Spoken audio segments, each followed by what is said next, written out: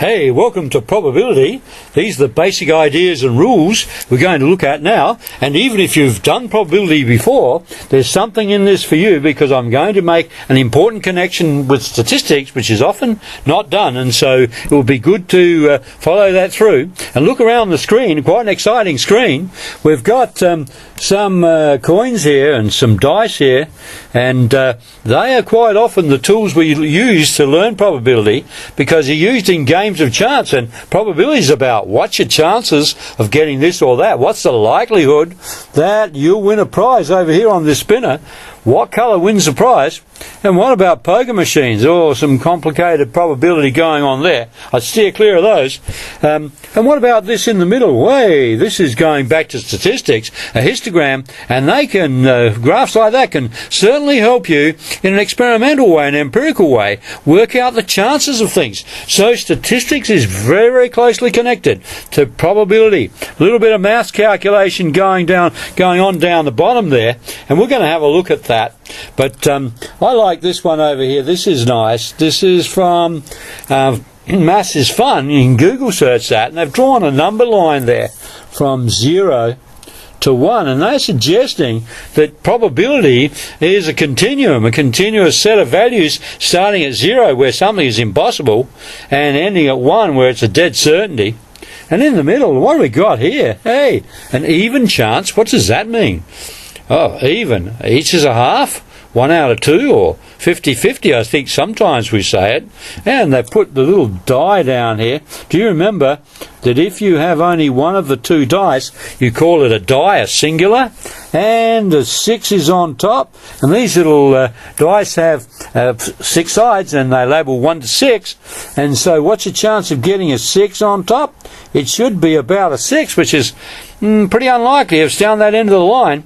Do you get the idea? What about this one here? A 4 out of 5 chance. Hey, that's pretty likely if you're going for those blues. 4 out of 5 are blue. And I suppose you're starting to get the idea that chance and probability and likelihoods are fractions. So many out of so many is your chance.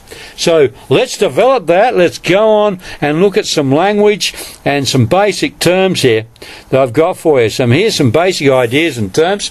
And the first one here is Huddy's definition of an experiment in the context of probability. And that is an activity which produces a finite set of possible outcomes or results. It isn't about sodium chloride and test tubes like it is in chemistry. This sort of an experiment is an activity and produces these outcomes. And the sample space is the set of all possible outcomes. And you'll see why it's a sample space in a minute. And that word is a connection with the statistic sampling idea. Okay, and then an event is one or more of those outcomes which is of interest to us. You might be interested in getting a 6 on a die, and so you've got your event is a 6. And the probability of that, well, I think it's 1 out of 6. Let's see if we can develop that as well, coming on down here. So here's the mathematical definition of the probability of the event. It's best described by the formula. Here we are. The number of times your event, what you're looking for, occurs in the sample space. Hey, can you see that the sample space is the space consisting of all the outcomes from which on any conduct of the experiment, any time we conduct the experiment, you will be choosing an outcome from that sample space. Or one will be chosen by chance, won't it, out of that sample space. That's the idea. Divided by what's your total number that are in there. What's your chances out of the total? It's going to be a fraction. And that's what this is saying here. The probability, hey, I'm using PR for probability. I'm going to take some clippings from Pearson's textbook shortly, and they just use P. And so does the IB. And you might say, well, Huddy, why are you using PR? Well, a bit of confusion with P. P also can be taken to mean permutations. And so I'm using PR just to make that distinction, and other people around the world do that as well.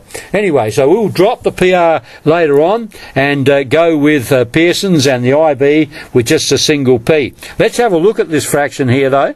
This is the number of times the thing you want occurs in out of the total possible things that can occur.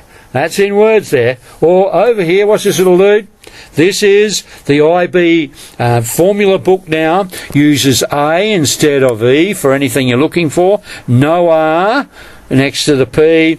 And it's a number of times A occurs out of... Oh, they've changed that as well. Instead of the sample space, they're calling it the universal set of outcomes. They're using a bit of set theory there, where the total involved in an experiment or in a problem in set theory is called the universal set. Okay, the total possibilities. So we can use this as equivalent to NS. Most books use S for sample space for probability, and that's what we're going to do here. So, what are you trying to do? Well, here it is right down the bottom in words, all this stuff in words. What are my chances that what I'm looking for will occur? What are my chances? What's my likelihood? What's my probability that what I'm looking for, that's my event, mate, that's my event, will occur? That's what we're saying. That's the idea. And you can write it as 1 out of 2, if you like, or 1 out of 6, or you can change it to your percentage. So if you've got a 1 in 2 chance, a half can change to a percentage is 50%, isn't it? 0.5 of a chance is equivalent to, multiply by 100, 50%. So we play around with the way we talk about this in everyday life. Okay, let's keep going and develop it a little bit more. And here's the question, burning question, can we work it out? I think we can. We're starting to get some idea of what we could do there. So there are 2 ways.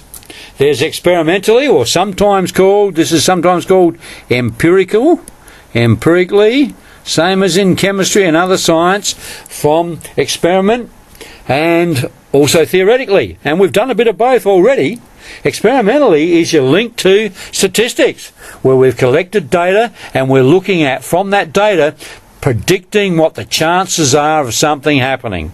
And then theoretical, well, we'll have a look at that in a minute. Something to do with the number of sides on a die and your chances that they'll come up. Doing it in theory.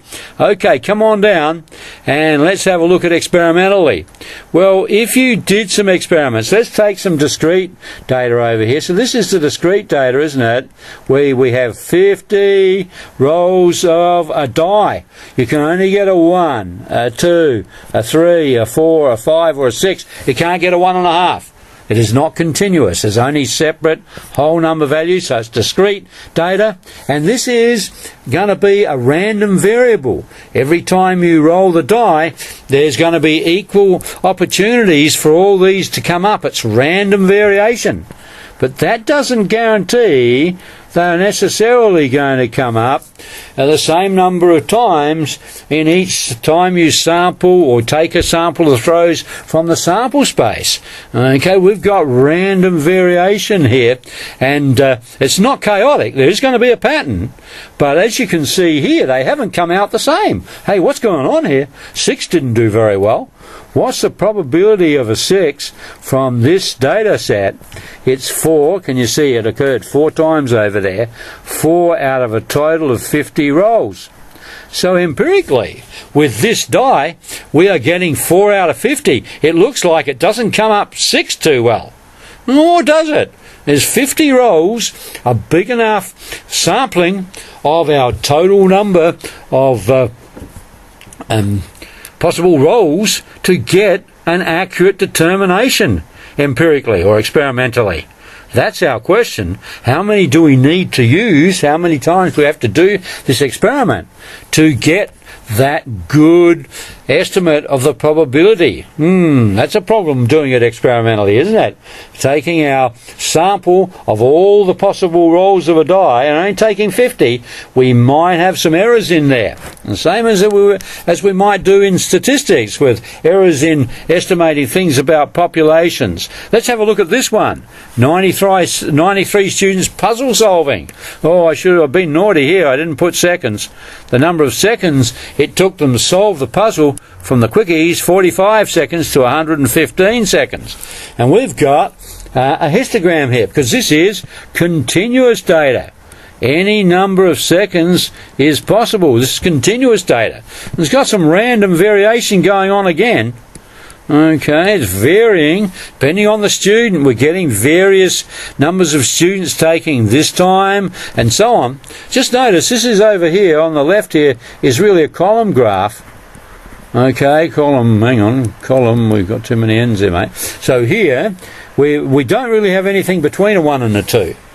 But over here, these columns here in a histogram indicate that you have got all possible values between 55 and 65 and so on. You could have 55.04 seconds if you were good enough to measure it, wouldn't you? It's a continuous set of data.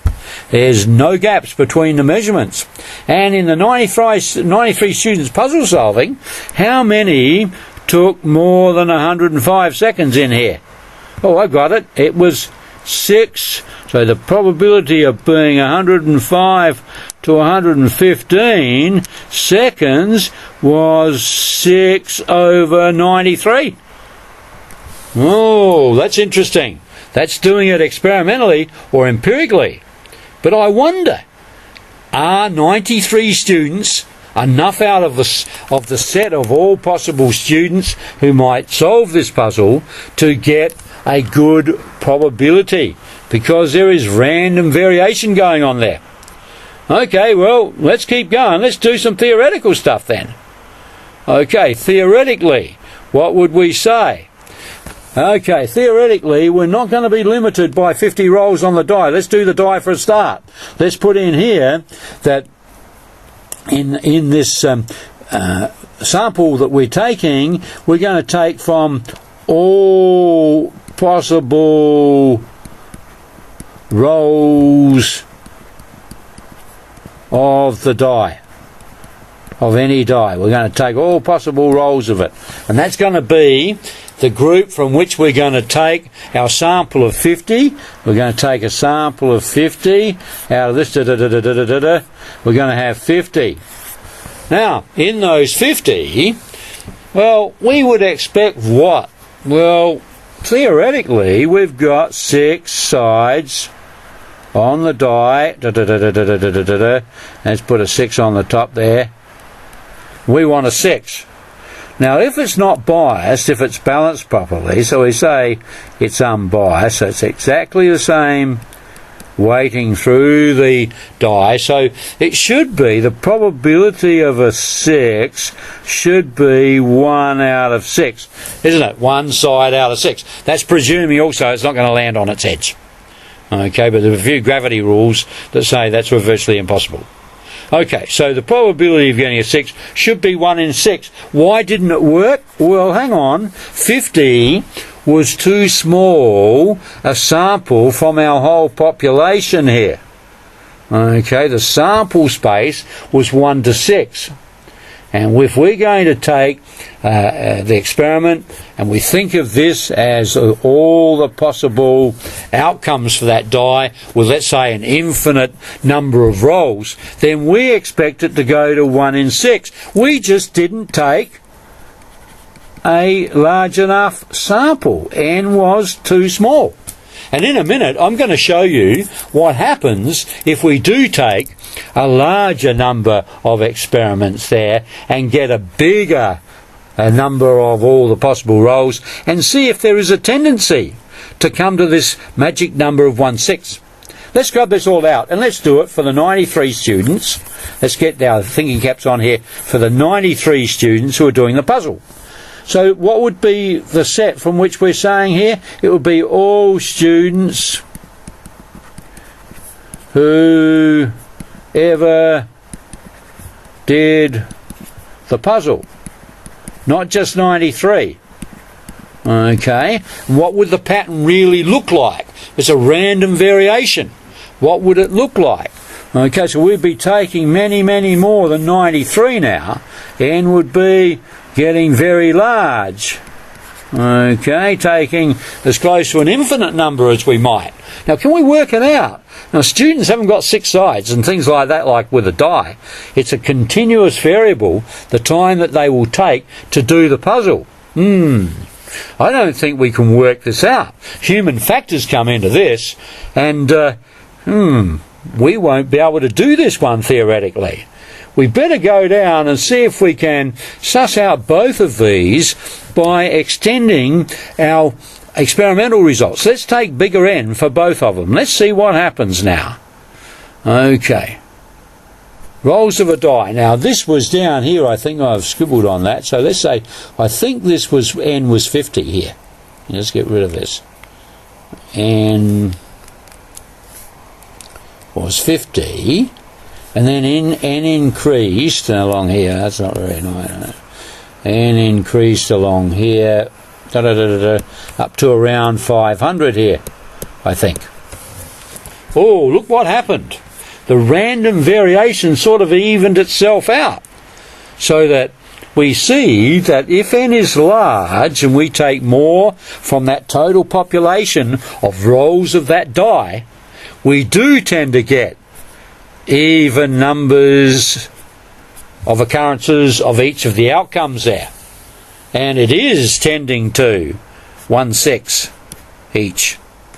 Okay, so we have to take a bigger group from that total population of rolls of a die to get this to occur, because it is random variation. It's going to be very apparent for large N there, for small n down that end, sorry. Okay, what about the people doing the puzzle? What does it look like if you increase the number of people doing the puzzle?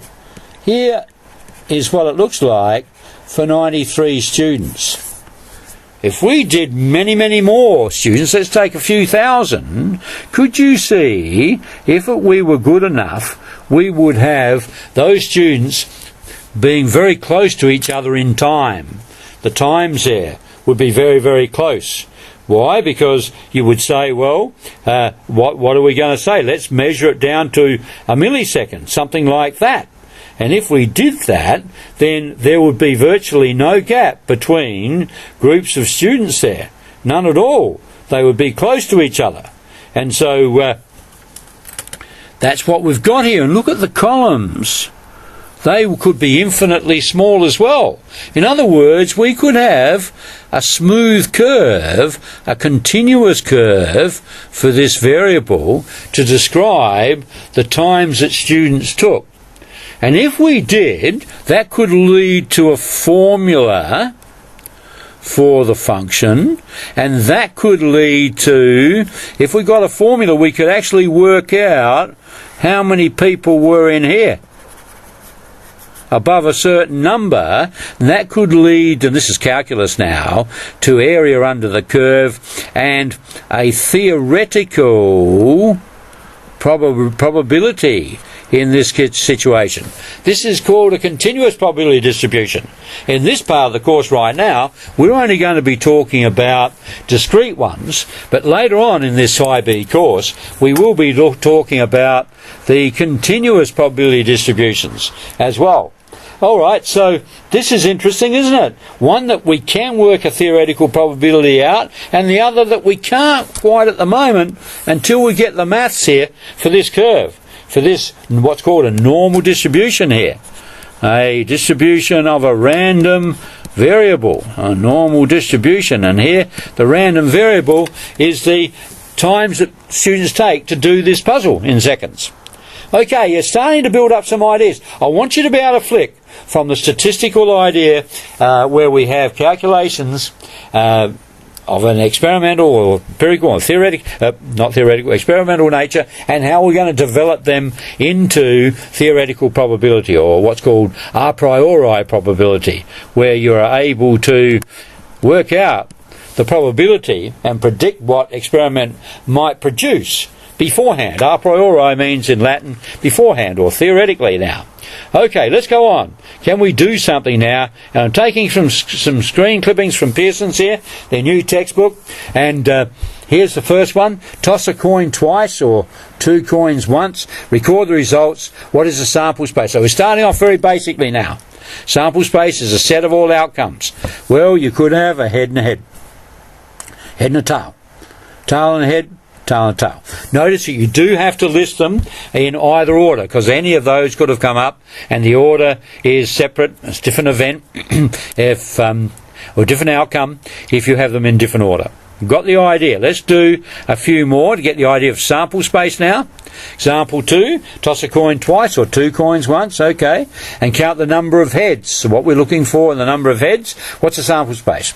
Well, 2 coins might have been both tails, so it could be no heads, 1 head, or 2 heads. Okay, so that's the sample space in headland there, in trying to work out, describing what's going to happen in terms of the number of heads. Okay, let's keep going. We're keeping it simple here. Example 3, rolling a standard 6-sided die. That's a single one of these. 6 sides labelled 1 to 6. Okay, what are the sets of event A? Observe an odd number, so A is odd number, and B is a number less than 5. An odd number would be 1, 3, 5. Just remember, the possibilities are here. Just a straight 6 numbers for the 6 sides of the die. Event B is the numbers 1, 2, 3 or 4, because they are the numbers less than 5. So can you see we're zeroing in on probability nice and simply now by listing the sample space for what people might be looking for. And what people are looking for is their event. It's called their event. Okay, let's go on. Oh, have you seen a diagram like this before? This is called a Venn diagram, where we draw a box and circles in it. We can have squares in it, but usually circles in it, to show the breakdown, if you like, of a big set into smaller sets. So this is called the sample space, S, or the universal set. The IB use that, remember. Our probability is going to be defined usually in most textbooks like this. The IB, however, in the formula book, say P of A equals N of A, the number of times A occurs, out of the total number of entries in the universal set. They mean the same thing, though. Okay, so what's B? B is a set of 1, 2, 3, 4. Let's label it and draw a little circle. A is the set 1, 3 and 5. 1, 3 and 5, and label it. And of course 6 is in neither of them. So that makes up the rest of the universal set. In this big box must be all the outcomes. Why? Because we wrote down before the definition of the sample space is all the possible outcomes. So 6 is out there, and look at how we indicate that 1 and 3 would satisfy both customers. Let's say somebody was looking for B, a number less than 5, and another customer was looking for a set of 1, 3 and 5. If 1 or 3 came up, they would both be happy, wouldn't they? They would both win if we were playing some sort of game here. Okay, so this is an interesting tool. We've got a few interesting tools coming up, tree diagrams and stuff, all to help us picture what's going on in the big picture of the experiment and in looking for our particular events. Okay, let's go on. Let's have a look. Example 4. Now this is an interesting one. Example 4 is dealing with a pack of cards, 52 playing cards. Now, most people don't, around the world, play with the same sort of decks, and not everybody has seen a pack of cards. So I've taken this little diagram here to explain it to you. In such a pack, there are something called clubs. They have a mark on them like that, a black little clover-looking thing. And then there are diamonds. They are marked in red with a diamond. Then there are hearts. They are marked in red with a heart. And then there are clubs. They are marked with a little club shape. Okay, so each set, so there are 4 sets or suits, and each one is an ace. This is putting on the end as if it's equivalent to a 1 there, a 2, a 3, a 4, and then we get up to 10, and then there's Jack, Queen, King. So there's 13 actual cards there in each suit. So the total is, all these different colours, 4 lots of 13 gives you a total of 52 cards. So you can do some big probability questions with a pack of 52 cards. So what is the sample space if you're choosing a card at random from the deck, 1 card? Well, it could be any one of those 52. Here it is, ace of clubs, 2 of clubs, up to a king of clubs, ace of diamonds up to a king of diamonds, ace of hearts up to a king of hearts, and you got the idea. So here it is. there should be 52 entries there. All of them are possible on a draw. And if you do a Venn diagram, here you are, you have a big square to represent your whole sample space, all the possibilities. Let's look at the event of a king, being one of 4 kings. They'd be, let's draw them over there. Event of a heart, that's all the hearts. Event of a jack or better, so that's J. So that's jack, queen, king or ace. We usually take the ace not down the bottom as we've got it here, but up the top. So the purple one consists of all the cards and all the suits, which are the jacks, the queens, the kings, or the aces. So there's a few overlaps here. So the hearts overlap with J because we've got a jack and an ace. They overlap with a set of queens and a set of kings as well. Now that's interesting. Might have to pause the presentation a little bit and get your head around that Venn diagram. That's a biggie. But here are the events down here, jack or queen. Okay, and see how all of them overlap. We'll creep up on the Venn diagram a little bit more slowly than that as we build later on. Okay, come down and have a look at some more examples. Toss a coin 3 times. Oh, this is going to get complicated. This is going to be a big sample space. I wonder how we can work out all the possibilities in an easy way. Well, there is such a thing as a tree diagram, so we'll have a look at them later. But just for the moment, let's work out a system. We could have a head, a head, a head. Then a head, a tail. And then what could we do? Gradually bring in tails. Tail, a head, a tail, a tail and a head, a tail, tail, tail. And have a little bit of a system. There'll be 8 possibilities, won't there? Because there'll be a head and a tail, and then it will go off to a head and a tail. I think you see a tree hanging about here. Head and a tail, head and a tail, head and a tail, and so on. So I'm going to help you later on now work out all the possibilities that they've put in their sample space over here. Now they want observing 2 heads. So let's put them in set A, or E if you like. It'll be head, head, tail, tail, head, tail, head, head. That's the only way of getting 2 heads. And all the other combos are outside, making up the sample space, S. So the 8, there must be 8 in the whole total, because there will be 8 possible outcomes. We pull all the others outside, because they aren't the ones we're looking for. We're looking for the 2 head ones. So observing 2 heads is an event which has 3 elements. Those 3 are the only ways with 3 coins of getting 2 heads. And of course you might like to work out what's the chances of that.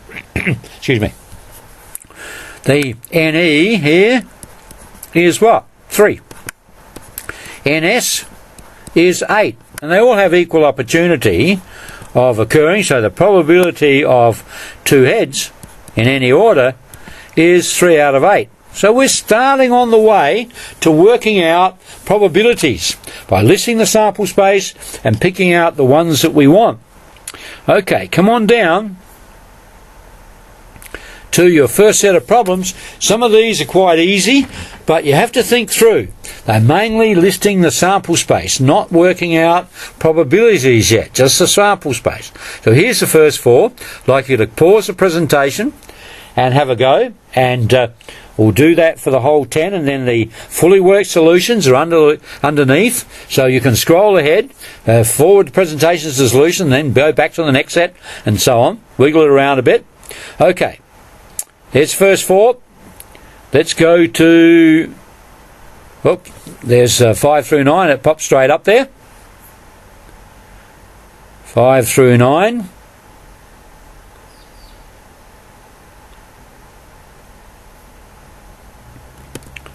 And there's 10. Okay, so let's look at the solutions now. Just go back a bit. There's question 1 through 3. A lot of listing going on here, and we really do want to refine the way in which we work out the total sample space. I want to do it as quickly as we can. Okay, let's go down and see the rest of 4. 4 through 7.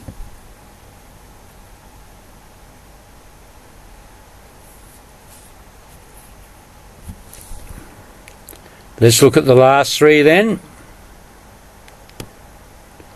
8, 9 and 10. Okay, how are you going there?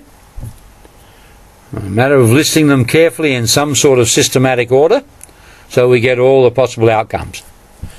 Right, are you ready? Let's move on. We've got some rules now. So here are our basic definitions. Notice the IB information booklet version in A's and U's and no R there. Okay, rule 1. Any probability is a number between 0 and 1. Probability of A would satisfy that inequality. The IB like notation, so let's list it in the full mathematical sense. If the probability of any event is 0, means it was 0 over NS, means E was impossible. There were no entries in the sample space to give you that possibility of occurring. If the probability is 1, it always occurs. So what's an example of that? Well, NE must be the same as NS. In other words, you'll settle for anything in S. So let's make an example of 1. Well, if you say I'm rolling a die and my E equals a number between 1 and 6, well, you've got to get it, don't you?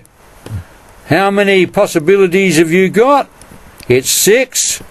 Out of a total number of possibilities of 6, it's 1. So your probability you can't miss, your probability is 1. Okay, so there we have it. What about the probability of getting a 9 though? It doesn't occur in the sample space. So it's 0 out of 6 or 0. So that's what they're talking about there. Your probability is a chance. It's so many out of so many. It's a fraction, and that's going to be between 0 and 1. A little bit of maths coming in there. Okay, let's look at rule 2. There's our probability rule. All possible outcomes together must have a probability of 1. In other words, when you do this experiment, you must get one of what's in S. That's the total possible outcomes. So if, for example, what is the probability of S? Well, it's any number of those outcomes over the total. It's got to be 1. In other words, something has to happen. Something must happen out of the set of the sample space S. You can't miss out. S is complete. It's got all the possible outcomes, so you must get one of those. So the probability of getting something out of the total has to be a total probability of 1. All the probabilities must add up to 1. Something's got to happen. Okay. If two events have no outcomes in common, oh, there you are. There's our A and B again. A is 2 heads. A is the 2 heads on 3 rolls. Looks like B is 2 tails. Okay. So if you want A or B, so over here, you might have seen this before. The OR means add. You'll settle for A or B. You're going to add up the NEs for this one with the NEs for that one and get a total probability. So you'll just add the 2 probabilities because you'll add the number of times this one, NE1, call it NE1 or NB, and NA out of NS. So it'll be the sum of the 2 lots, if you like, some of the probabilities, as long as they don't overlap. Okay, if they overlap, you'd be counting the overlap twice. We'll talk about that later. So these are separate, no overlap, and then you can just add them up. And when you're talking about no overlap, now Pearson's like the word disjoint. The IB prefer the word mutually exclusive. If one occurs, it excludes the other, and they do it mutually. In other words, if you get A, you can't at the same time have B occurring as part of its set. 2 separate sets. So, can you remember now? OR means add them up. You'll settle for one or the other. So you're going to add them up. Okay, that's rule 3. Let's go on. Rule 4. I don't like the way the diagram's drawn here. Let's go through it. Suppose that the probability that you receive a 7 on your IB exam is 0.2 and you're not receiving a 7 is 0.8, isn't it? They've got to add up to 1. You've got to do one thing or the other. Something must occur. So here, A would really look more like this, wouldn't it? Not too many people get a 7. So it should be that, and the rest of it would come to 0.8. I'm just worried about the scale of their blue bits there. So A dashed, not in A, is called the complement of A, which is A dashed. So if you don't get your A here, then all that's left is not A, and it must add up to 1. Because between the two, you've got to either get it or you don't. Okay, there are only two outcomes you're looking at here. You've grouped the possible numbers into two, a 7 and not a 7. Okay, so the probability down here of not getting an A is 1 minus probability of getting an A, event A. Probability of A is 1 minus probability of not A. Now the IB have these two and others in the information book where they have that one, and this is their version of that one. I like this version better. The probability of A and the probability of not getting A must be 1, because you must get one or the other, mustn't you? If you get A, that's one thing. What's left? Not A. So the two must cover all possibilities. You either get A or you don't get A. Okay, let's go down to Rule 5. And this is looking at a probability table here. Let's just check this out. They've grouped all traffic violations into age groups of drivers. Okay, so all traffic violations must fall into one of those groups. So therefore the sum, I'll use this sigma, must be 1, mustn't it? The sum of all the p's, I equals 1 to 4. There are 4 groups there. Of the probabilities must come to 1. Why? Because that's the traffic violations have to fall into one of the groups. So the total probability of the outcomes must come to 1. Okay, let's use this table. The first thing we do is check. So they've done that down there. Now, what's the probability that the offender is in the youngest group? Youngest group, there it is, 0.06. And 0.06 times by 100, change it to a percentage, is 6%. So you can quote it that way. Probably the drivers in the group 21 to 39. 21 to 39. Uh-oh. It's 0.47 plus 0.29 is 0.76. Because you'll settle for one group or the other, and they don't overlap, so all means add them up. Probability the driver is younger than 40. Now, younger than 40. Well, we could add up all of those, but oh no! Younger than 40 means 1 minus not 40 over 40. So it's 1 minus. Hey, this is a good tricky do. We can use the complementary event. It's easier to do 1 minus a number rather than add up all these. So now are you seeing the usefulness of the complementary event? Because we could change this. The driver is younger than 40. Means what's probably the driver is not yet 40. Not 40. 1 minus the probability of over 40.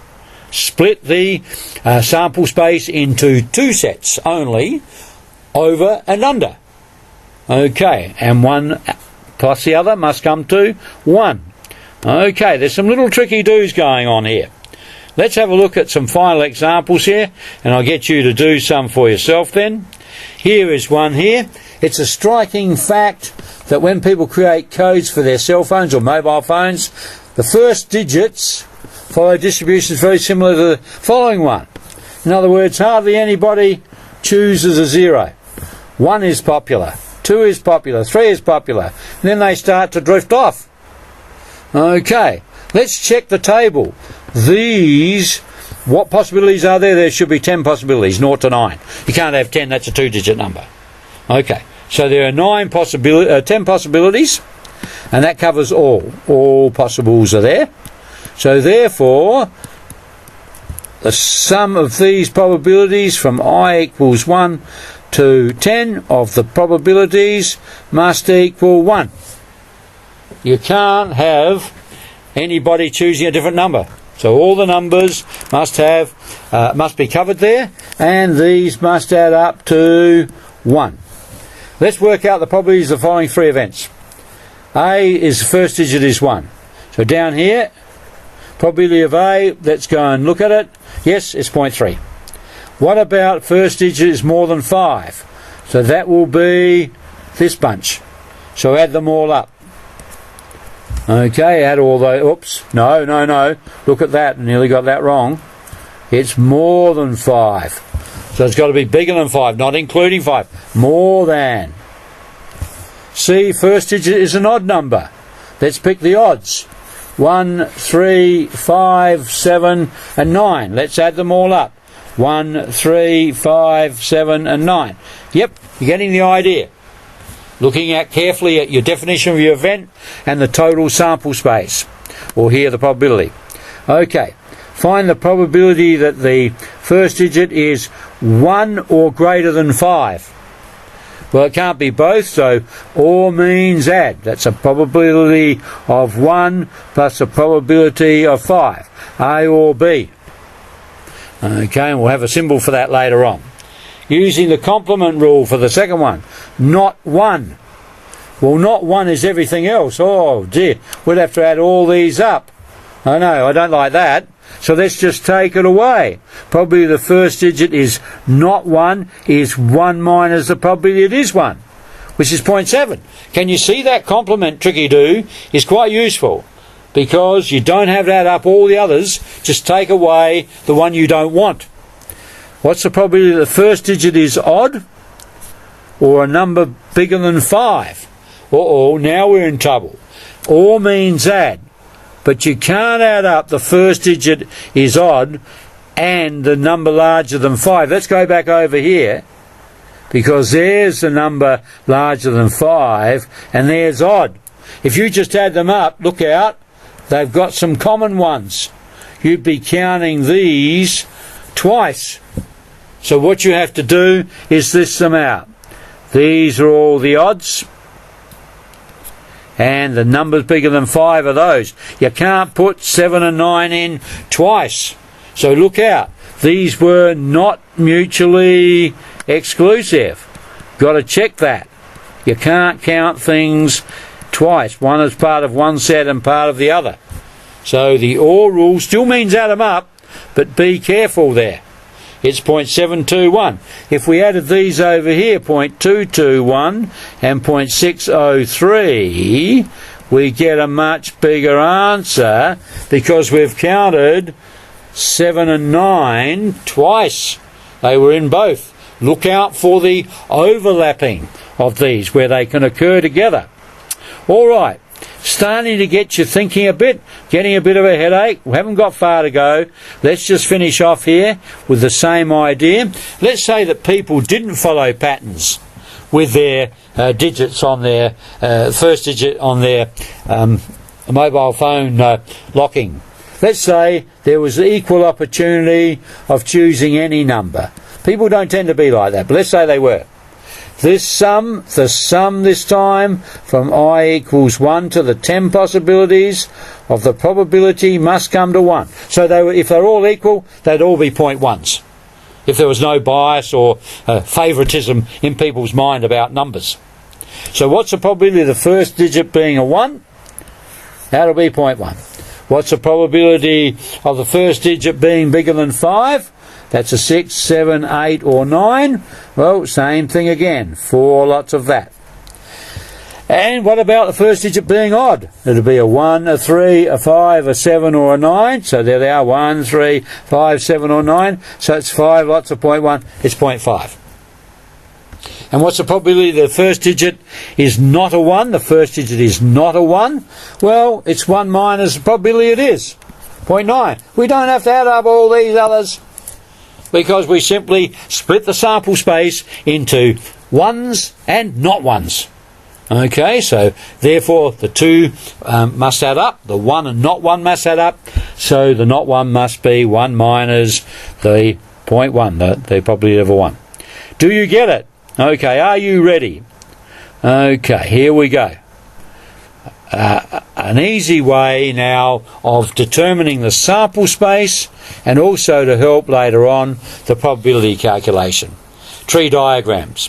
When you have various trials of experiments, you've got compound events, if you like, where the event consists of more than one thing. So, blood typing is an example. You have a blood type, which can be A, B, AB, or O, but then you have a rhesus factor. It could be positive or negative for each blood type. So you've got two aspects of your event here. You've got a blood type and a factor. So what are the outcomes? A blood type, positive rhesus factor. A blood type, negative. B plus. Can you see it? We split it into the first result in our experiment, if you like, and then the second result. And then we get the combined outcome. And this is called compound or combined events here. We want an A to occur, and then it could be put with a plus or a minus. Can you see that this tree helps us very much with the sample space to work out the top total outcomes? So this is our sample space, isn't it? Outcome, and the total group of those is the sample space. Okay, get rid of that. Okay, let's do more with this and see how it can help us here. You can do it in a table. Put blood type across here and factor down the here, and there we are. We have A plus or minus, B plus or minus, AB plus or minus. Okay, so that's a table of outcomes. However, if there's more than two events being looked at here, blood type and rhesus factor, this is hard to expand. You could expand it into a 3x3. A three-dimensional one by going back there, having another factor. This is all messy. We don't actually do that. But the tree is very easily expandable, isn't it? If you had something else happening. Let's go and look at an example of that. Here I've got one. Let's say we have A and B occurring. They could be, tickets labelled in a jar that we're taking out. So we start off with a dot, and then that's our first draw. Let's say our first experiment, and then our second one, second thing that's happening. And now we could actually do this, couldn't we? Third and fourth and fifth, couldn't we?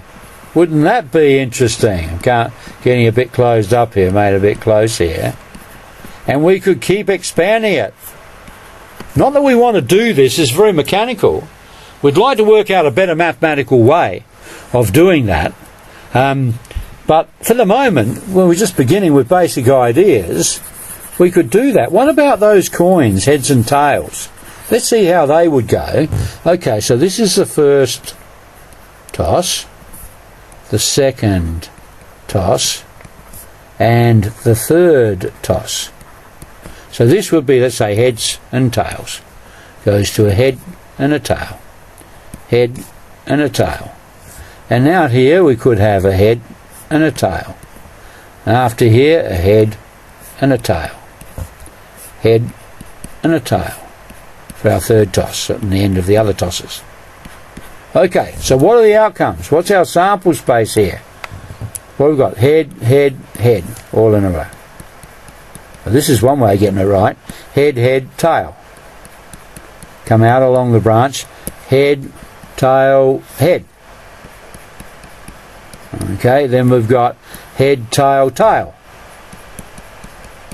Then we've got tail, head, head. You get the idea? Tail, head, tail. And we've got tail, tail, head. And then we've got tail, tail, tail. So you don't need that. You can use a system here. We've got 8 entries. NS, number of outcomes in the sample space is 8. Why? Can you want to do some maths? We've got 2 results, and each of those we've got 2 lots of 2, and then 2 lots of each of those, making 8. So that's a little mathematical way of calculating how many outcomes we should have. But can you see we could keep it going? This is very expandable. And this will help us develop theories later on for the binomial probability distribution, later in the course.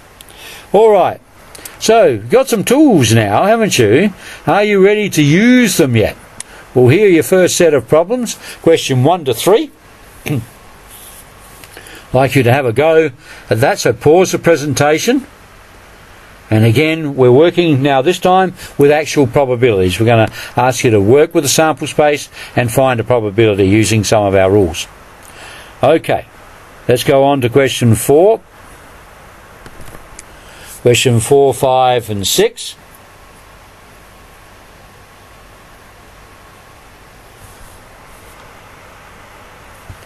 Okay, let's look at 7. I don't think we can get 7 and 8 on. That's 7 and part of 8. We'll look at 8 in a minute. Let's go to 8. Just have to do these singly, I think. Fairly long questions. To think about this one, question 8. Okay, and question 9.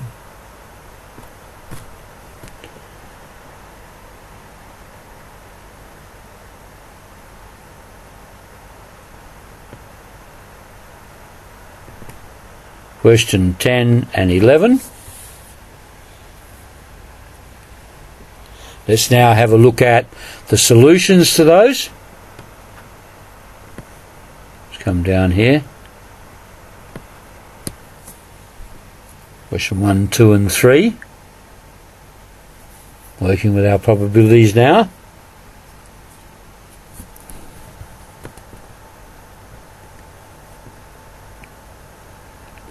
Rest of question 3 there.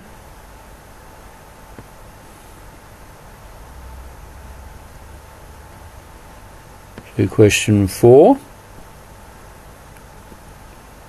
4, 5 and 6.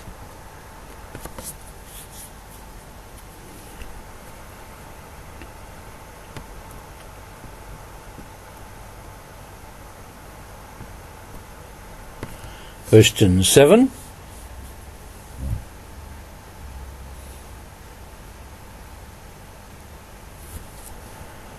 Let's look now at the last few. Is 8. Got some interesting notation here in 8.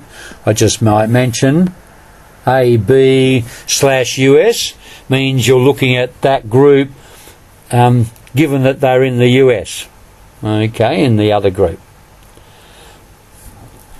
Okay, let's go on to question 9. I think we can fit them all in. 9, 10 and 11. All right, now I hope you've enjoyed yourself here. It's important maybe you go back through the presentation and make some notes of some of those terms and what we're talking about, although that's not usually examined in questions and exams on probabilities, usually calculations. Okay. So I hope you've enjoyed yourself. There is another more advanced presentation coming up on probability. So I hope to catch you then. But for now, it's cheers from me.